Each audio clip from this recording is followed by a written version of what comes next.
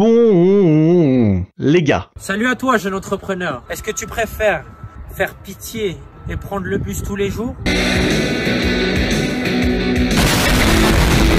Vous avez été nombreux à le réclamer, que ce soit dans les commentaires ou par message privé. Alors c'est bon, ne tirez plus, je me rends, on va parler de Tolkien. Voilà, vous êtes contents? Et à vrai dire, une fois que je vous ai posé ça là, je sais pas trop comment enchaîner. Parce que tout le monde, et j'insiste vraiment là-dessus, tout le monde a déjà entendu parler de Tolkien, de son gros Hobbit, de son lourd Seigneur des Anneaux et de son obèse Silmarillion. 100% des mecs en âge d'avoir déjà fantasmé sur les chevaliers d'antan et rêvé qu'ils raccompagnaient des orques à la frontière du Mordor par pack de 10 000 ont déjà eu entre leurs mains l'un de ses bouquins. Tolkien, c'est un peu le premier amour littéraire des Gus quand, à 20 berges, il s'avise enfin de lâcher les mangas et les jeux vidéo pour s'intéresser un peu à la lourde littérature. Notre Gus, c'est le starter pack du lecteur moyen. Faut pas se mentir, c'est un peu l'équivalent littéraire de la catin du village. Tout le monde lui passe dessus pour se dépuceler le tic-tac. À me dépuceler le tic-tac. Et le phénomène s'est encore accentué depuis qu'on a les films et la polémique autour de la récente série Amazon. Parce que oui, Toto, c'est le gars dont l'œuvre est la plus lue, la plus traduite et la plus adaptée au cinéma de tous les temps. Et ça, bien sûr, comme on l'a vu avec Sherlock Holmes,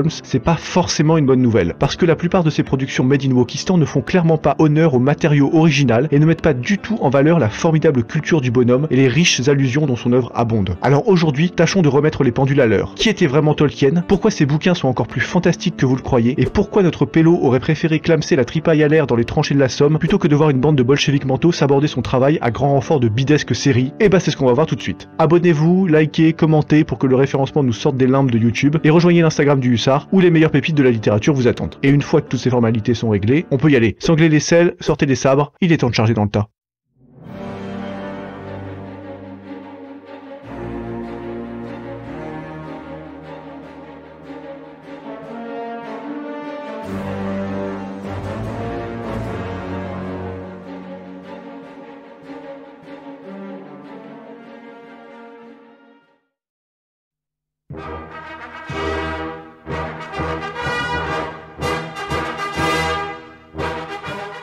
Bon, alors la vie de John Ronald Reuel Tolkien, oula, Reuel, quelle blase claquée au sol. On peut clairement la résumer en 2 minutes. D'abord, il a été un brillant élève, ensuite un brillant professeur, et enfin un brillant écrivain. Voilà. Et sa vie de famille? Une femme, 4 gosses, pas de maîtresse, pas de carabistouille, pas de trucs bizarres avec des chèvres et de la crème chantilly. Est-ce que c'est compter les cuillères de pêche, observer la collection de timbres Encore une fois, c'est clair, c'est net, précis, carré, on adore.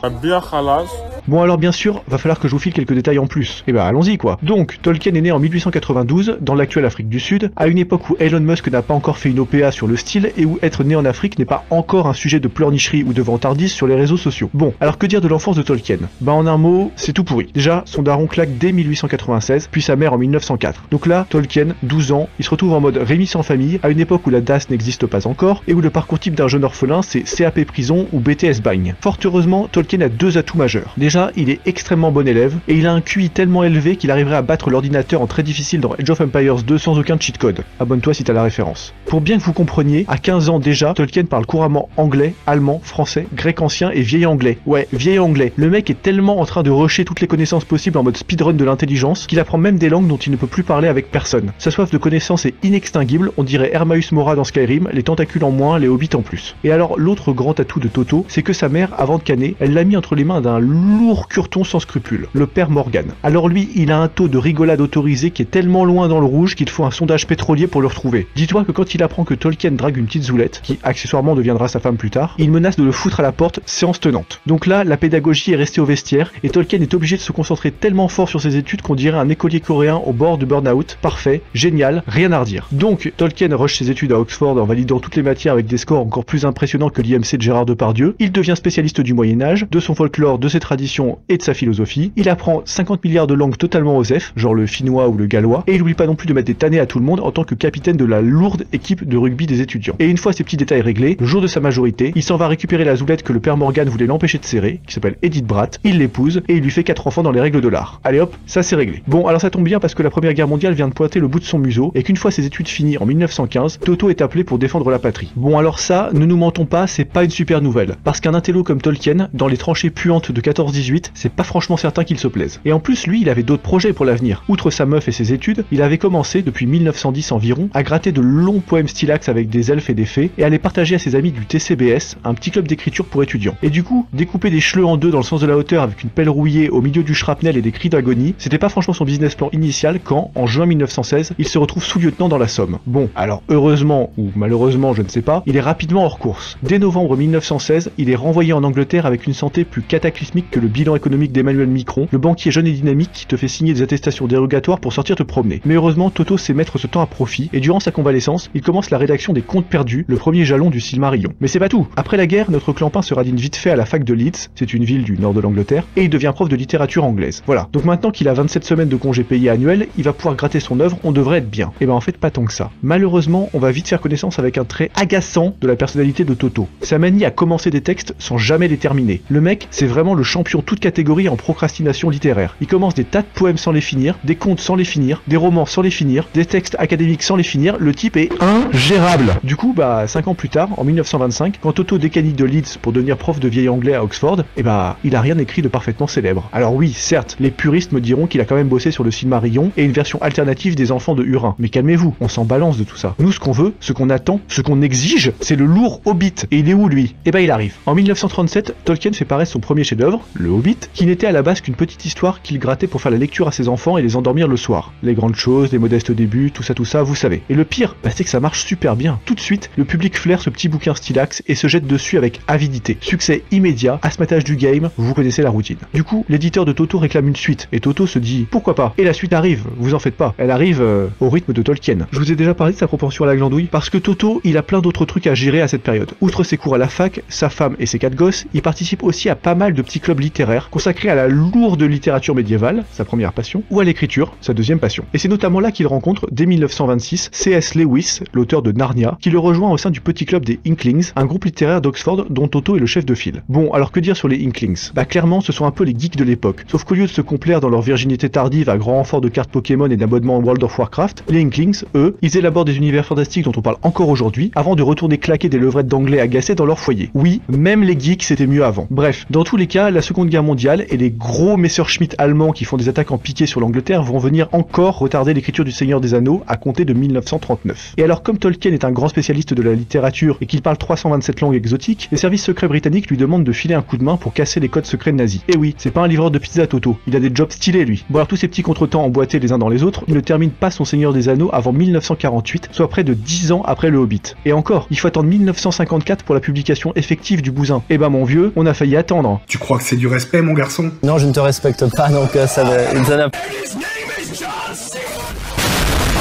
Bon, alors j'ai pas besoin de vous expliquer que c'est l'énorme hyper hype autour de ces bouquins et que tout le monde en redemande. Tolkien palpe la masse de flouze, il devient une superstar planétaire et il pèse tellement dans le game qu'on dirait Mouloud Achour au concours du plus gros mangeur de kebab, c'est génial. Et après un truc pareil, qu'est-ce que tu veux faire? Tout claquer en coke, en chouin, en yacht privé? Et Toto, t'as bien capté, c'est pas son genre. Donc lui, il se contente de finir gentiment sa carrière de prof à la fac de Merton, en passant sa retraite dans une petite ville au bord de la mer, de revenir à Oxford une fois sa femme morte en 1971 et de canner lui-même, à 81 ans, en août 1973, sans avoir pu achever son Silmarillion, sur lequel il travaillait quand même depuis 50 berges, mais qui ne sortira qu'inachevé, à titre posthume. Parce que Tolkien, c'est ça avant tout. Un type sympa, simple, sobre et austère comme un témoin de Jéhovah en costume 3 pièces, et dont tout le budget folie et imagination serait passé dans les bouquins et dans le style. Parce que franchement, il y a littéralement un monde entre sa dégaine de prof BG timide et son univers plein de batailles épiques et de gros dragons prêts à transformer le moindre insolent en pavé de rumsteak bien cuit. Alors venez un peu par là. Maintenant qu'on a vu sa vie, on va jacter un peu de la psychologie de Toto.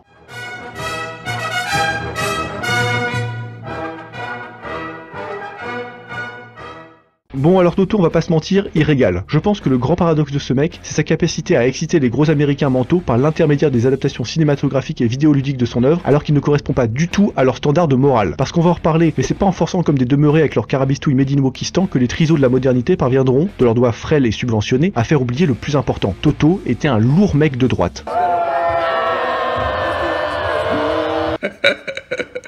Ah oui.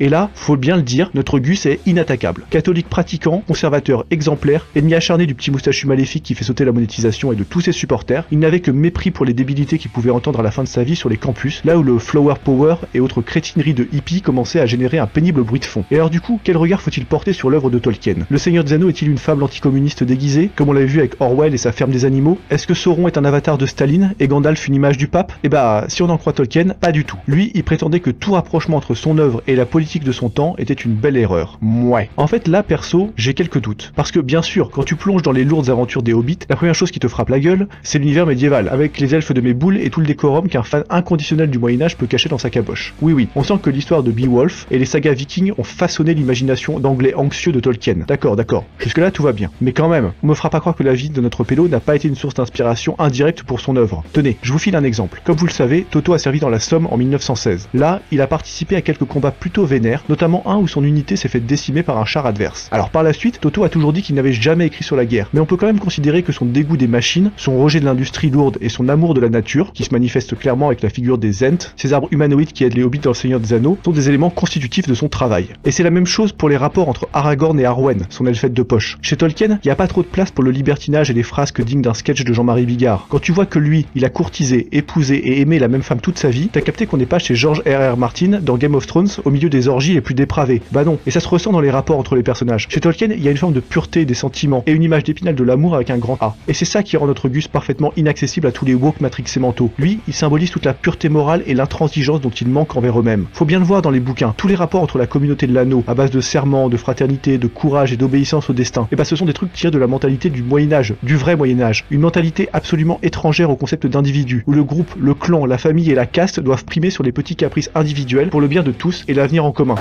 Le vrai avenir en commun, pas celui de Mélenchon. Donc oui, Toto c'est un mec qui rigolait pas tous les jours. D'ailleurs, son pote C.S. Lewis là, vous savez, l'auteur de Narnia, eh bah ils sont restés pas toute leur vie, mais Tolkien s'est quand même bien éloigné de lui quand il a commencé à développer d'autres conceptions religieuses que les siennes, et surtout quand il a épousé une Amerloc divorcée en 1957. Et pareil avec un autre membre des Inklings, Charles Williams, qui grattait des romans empreints de mysticisme et plein de grosses magies noires. Bah Toto, lui, il regardait ça avec un de ses mépris. Oh là là, comme une espèce d'hérésie passible du bûcher avec sursis. Ça me fait pas rire du tout. Pas rire du tout. Donc bref, vous avez capté, Tolkien était un type droit, dont toute la fantaisie est passée dans les bouquins. Et malheureusement, de son vivant, comme après sa mort d'ailleurs, beaucoup de débilos ne l'ont pas compris.